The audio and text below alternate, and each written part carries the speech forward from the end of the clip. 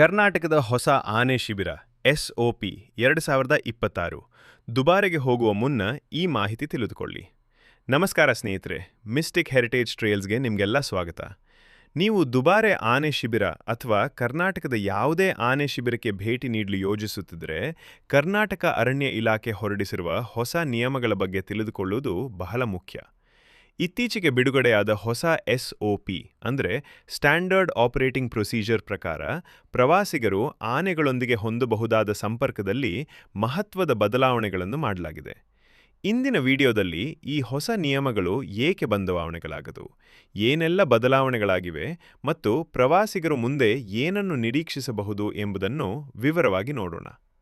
ಹಲವಾರು ವರ್ಷಗಳಿಂದ ದುಬಾರೆ ಆನೆ ಶಿಬಿರವು ಪ್ರವಾಸಿಗರಿಗೆ ಆನೆಗಳಿಗೆ ಹತ್ತಿರ ಹೋಗಿ ಅವುಗಳಿಗೆ ಆಹಾರ ನೀಡುವ, ಸ್ನಾನ ಮಾಡಿಸುವ ಹಾಗೂ ಫೋಟೋ ತೆಗೆಸಿಕೊಳ್ಳುವ ಅವಕಾಶ ನೀಡುತ್ತಿತ್ತು. ಪ್ರತಿ ವರ್ಷ ಸಾವಿರಾರು ಪ್ರವಾಸಿಗರು ಈ ಅನುಭವಕ್ಕಾಗಿ ದುಬಾರೆಗೆ ಭೇಟಿ ನೀಡುತ್ತಿದ್ದರು. ಆದರೆ ಮೇ 2026ರಲ್ಲಿ ದುಬಾರೆ ಆನೆ ಶಿಬಿರದಲ್ಲಿ ನಡೆದ ಒಂದು ದುರಂತ ಘಟನೆ ರಾಜ್ಯದ ಗಮನ ಸೆಳೆಯಿತು. ಸಾರ್ವಜನಿಕ ಕಾರ್ಯಕ್ರಮದ ವೇಳೆ 2 ಆನೆಗಳ ನಡುವೆ ಉಂಟಾದ ಗೊಂದಲದ ಪರಿಣಾಮ ಒಬ್ಬ ಪ್ರವಾಸಿಗರು ಮೃತಪಟ್ಟರು. ಈ ಘಟನೆ ಬಳಿಕ ಕರ್ನಾಟಕ ಅರಣ್ಯ ಇಲಾಖೆ ಎಲ್ಲಾ ಆನೆ ಶಿಬಿರಗಳ ಸುರಕ್ಷತಾ ಕ್ರಮಗಳನ್ನು ಮರುಪರಿಶೀಲಿಸಿತು. ಪ್ರವಾಸಿಗರ ಸುರಕ್ಷತೆ ಹಾಗೂ ಆನೆಗಳ ಕಲ್ಯಾಣವನ್ನು ಗಮನದಲ್ಲಿಟ್ಟುಕೊಂಡು ಹೊಸ SOP ಅನ್ನು ಜಾರಿಗೆ ತರಲಾಗಿದೆ. ಮೊದಲ ನಿಯಮ: ಆನೆಗಳಿಂದ ಕನಿಷ್ಠ 10 ಮೀಟರ್ ಅಂತರ ಕಾಪಾಡಬೇಕು. ಇನ್ನು ಮುಂದೆ ಪ್ರವಾಸಿಗರು ಆನೆಗಳಿಗೆ ಹತ್ತಿರ ಹೋಗಲು ಅವಕಾಶ ಇರುವುದಿಲ್ಲ. ಅರಣ್ಯ ಇಲಾಖೆ ಗುರುತಿಸಿರುವ ವೀಕ್ಷಣಾ ಪ್ರದೇಶಗಳಿಂದ ಮಾತ್ರ ಆನೆಗಳನ್ನು ನೋಡಬಹುದು. ಎರಡನೇ ನಿಯಮ: ಆನೆಗಳಿಗೆ ಆಹಾರ ನೀಡುವುದಕ್ಕೆ ಸಂಪೂರ್ಣ ನಿಷೇಧ. ಹಿಂದೆ ಬಾಳೆಹಣ್ಣು, ಕಬ್ಬು, ತೆಂಗಿನಕಾಯಿ ಮುಂತಾದವುಗಳನ್ನು ಪ್ರವಾಸಿಗರು ಆನೆಗಳಿಗೆ ನೀಡುತ್ತಿದ್ದರು. ಆದರೆ ಈಗಿನಿಂದ ಮಹಾವದ್ಗಳು ಮತ್ತು ಅಧಿಕಾರ ಪಡೆದ ಸಿಬ್ಬಂದಿ ಮಾತ್ರ ಆಹಾರ ನೀಡಬಹುದು. ಮೂರನೇ ನಿಯಮ: ಆನೆ ಸ್ನಾನ ಚಟುವಟಿಕೆ ಸ್ಥಗಿತ. ದುಬಾರೆ ಶಿಬಿರದ ಅತ್ಯಂತ ಜನಪ್ರಿಯ ಚಟುವಟಿಕೆಯಾದ ಆನೆಗಳಿಗೆ ಸ್ನಾನ ಮಾಡಿಸುವ ಕಾರ್ಯಕ್ರಮವನ್ನು ಈಗ ನಿಲ್ಲಿಸಲಾಗಿದೆ. ಪ್ರವಾಸಿಗರು ದೂರದಿಂದ ಮಾತ್ರ ವೀಕ್ಷಿಸಬಹುದು. ನಾಲ್ಕನೇ ನಿಯಮ: ಆನೆಗಳನ್ನು ಸ್ಪರ್ಶಿಸುವುದು ಮತ್ತು ಸೆಲ್ಫಿ ತೆಗೆದುಕೊಳ್ಳುವುದು ನಿಷೇಧ. ಆನೆಗಳ ಬಳಿ ನಿಂತು ಫೋಟೋ ತೆಗೆದುಕೊಳ್ಳುವುದು, ಸೆಲ್ಫಿ ಕ್ಲಿಕ್ಕಿಸುವುದು ಅಥವಾ ಅವುಗಳ ತೂತು ಮುಟ್ಟುವುದು ಇನ್ನು ಮುಂದೆ ಅನುಮತಿಸುವುದಿಲ್ಲ. ಐದನೇ ನಿಯಮ: ನಿಯಂತ್ರಿತ ಪ್ರವಾಸಿ ವಲಯ. ಪ್ರವಾಸಿಗರು ಗುರುತಿಸಲಾದ ಪ್ರದೇಶಗಳಲ್ಲಿಯೇ ಸಂಚರಿಸಬೇಕು. ಆನೆಗಳ ವಿಶ್ರಾಂತಿ ಪ್ರದೇಶ, ತರಬೇತಿ ಪ್ರದೇಶ ಅಥವಾ ಸಿಬ್ಬಂದಿ ಬಳಕೆ ಪ್ರದೇಶಗಳಿಗೆ ಪ್ರವೇಶ ಇರುವುದಿಲ್ಲ. ಈ ಹೊಸ SOPಯ ಉದ್ದೇಶ ಪ್ರವಾಸೋದ್ಯಮವನ್ನು ಕಡಿಮೆ ಮಾಡುವುದು ಅಲ್ಲ, ಬದಲಾಗಿ ಸುರಕ್ಷಿತ ಮತ್ತು ಜವಾಬ್ದಾರಿಯುತ ವನ್ಯಜೀವಿ ಪ್ರವಾಸೋದ್ಯಮವನ್ನು ಉತ್ತೇಜಿಸುವುದು. ಆನೆಗಳು ಎಷ್ಟೇ ತರಬೇತಿ ಪಡೆದಿದ್ದರೂ ಅವು ಮೂಲತಃ ಕಾಡು ಪ್ರಾಣಿಗಳೇ. ಅವುಗಳ ವರ್ತನೆಯನ್ನು ಯಾವಾಗಲೂ ಪೂರ್ಣವಾಗಿ ಊಹಿಸಲು ಸಾಧ್ಯವಿಲ್ಲ. ಅದರ ಕಾರಣದಿಂದಲೇ ಪ್ರವಾಸಿಗರು ಮತ್ತು ಆನೆಗಳ ನಡುವಿನ ನೇರ ಸಂಪರ್ಕವನ್ನು ಕಡಿಮೆ ಮಾಡುವ ನಿರ್ಧಾರ ಕೈಗೊಳ್ಳಲಾಗಿದೆ. ಇನ್ನು ಮುಂದೆ ಆನೆಗಳ ಬಗ್ಗೆ ತಿಳಿದುಕೊಳ್ಳುವುದು, ಅವುಗಳ ನಡವಳಿಕೆಯನ್ನು ವೀಕ್ಷಿಸುವುದು ಹಾಗೂ ಸಂರಕ್ಷಣೆಯ ಮಹತ್ವವನ್ನು ಅರಿಯುವುದು ಮುಖ್ಯ ಉದ್ದೇಶವಾಗಲಿದೆ.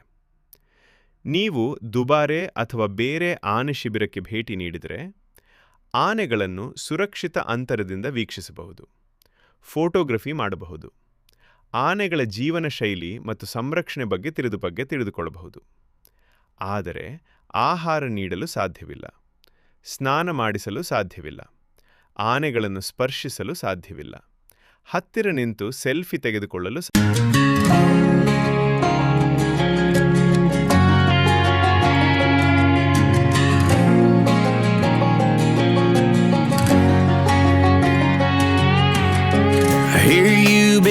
asking about me, where I've been and where I sleep. It's hard to find me if you really want to. Turns past that tactical sign.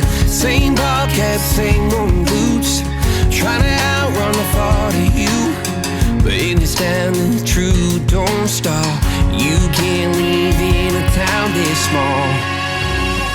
You can change your mind but not your past. Every mile just feels like moving half. You can change my name in your phone.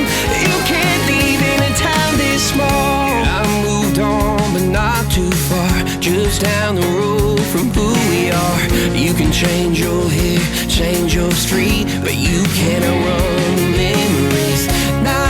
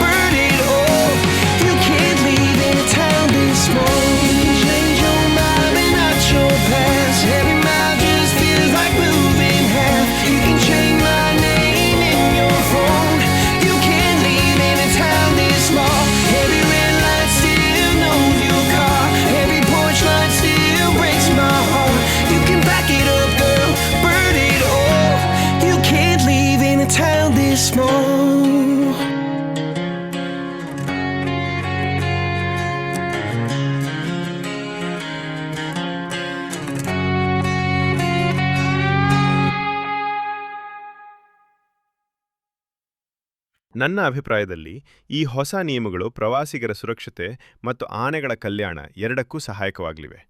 ಈ ಬಗ್ಗೆ ನಿಮ್ಮ ಅಭಿಪ್ರಾಯವೇನು? ಈ ಹೊಸ SOP ಸರಿಯಾದ ಕ್ರಮ ಎಂದು ನೀವು ಭಾವಿಸುತ್ತೀರಾ? ನಿಮ್ಮ ಅಭಿಪ್ರಾಯವನ್ನು ಕಾಮೆಂಟ್ನಲ್ಲಿ ತಿಳಿಸಿ. ವಿಡಿಯೋ ನಿಮಗೆ ಇಷ್ಟವಾದರೆ ಲೈಕ್ ಮಾಡಿ, ನಿಮ್ಮ ಸ್ನೇಹಿತರೊಂದಿಗೆ ಹಂಚಿಕೊಳ್ಳಿ ಮತ್ತು ಮಿಸ್ಟಿಕ್ ಹೆರಿಟೇಜ್ ಟ್ರೇಲ್ಸ್ ಚಾನೆಲ್ ಅನ್ನು ಸಬ್ಸ್ಕ್ರೈಬ್ ಮಾಡಿ. ಮುಂದಿನ ಅದ್ಭುತ ಪ್ರವಾಸದಲ್ಲಿ ಮತ್ತೆ ಭೇಟಿಯಾಗೋಣ. ಧನ್ಯವಾದಗಳು.